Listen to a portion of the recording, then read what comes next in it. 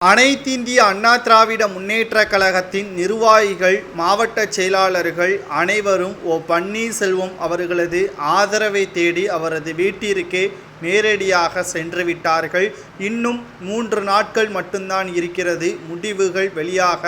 ஆனால் இதில் மிகப்பெரிய ஒரு சிக்கல் என்னவென்றால், அதிமுக தோல்வி அடையும் என்று தேர்தல் முடிவுகள் வெளியாகும் முன்பே உளவுத்துறை சொன்ன தகவலின் காரணமாகத்தான் எடப்பாடி பழனிசாமி மீது கடும் கோபத்தில் அதிமுகவின் நிர்வாகிகள் இருக்கிறார்கள். தற்பொழுது எப்படியும் ராமநாதபுரம் தொகுதியில் பன்னீர்செல்வம் அவர்கள் வெற்றியடைந்து விடுவார். கிட்டத்தட்ட மத்தியில் மீண்டும் பாஜகவின் ஆட்சிதான். குறிப்பாக சொல்ல வேண்டும் என்றால், மத்திய அமைச்சராக பன்னீர்செல்வம் அவர்கள் பொறுப்பேற்பார் என்ற தகவலும் வெளியாகியிருக்கிறது. இந்த சூழ்நிலையில்தான் பன்னீர்செல்வம் அவர்களது குறிக்கோள் அனைத்தும் ஒவ்வொன்றாக நிறைவேறி கொண்டிருக்கிறது. இதற்கு முன்பாக சட்ட ரீதியாக பல போராட்டத்தை தழுவிய பன்னீர்செல்வம் அவர்களுக்கு தோல்விதான் கிடைத்தது. ஆனால் இந்த முறை நேரடியாக மக்களிடமே அதிமுக யாருக்கு கொடுக்கலாம் என்பதை தேர்தல் மூலமாக வெளிப்படுத்தும் விதமாகத்தான் மக்களவை தேர்தலில் களத்தில் இறங்கியுள்ளார் பன்னீர்செல்வம் அவர்கள்.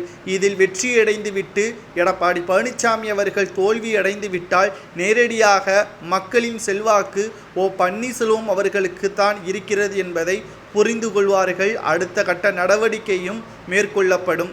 ஏற்கனவே எடப்பாடி பழனிசாமியை ஒதுக்க முன்னாள் அமைச்சர்கள் ஏற்பாடுகளும் செய்து விட்டார்கள்.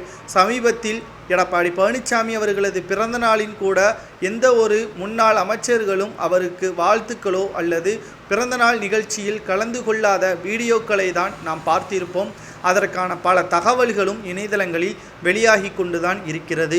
இந்த சூழ்நிலையில்தான் பன்னீர்செல்வம் அவர்களது வீட்டிற்கு தற்பொழுதே படையெடுக்க ஆரம்பித்து விட்டார்கள்.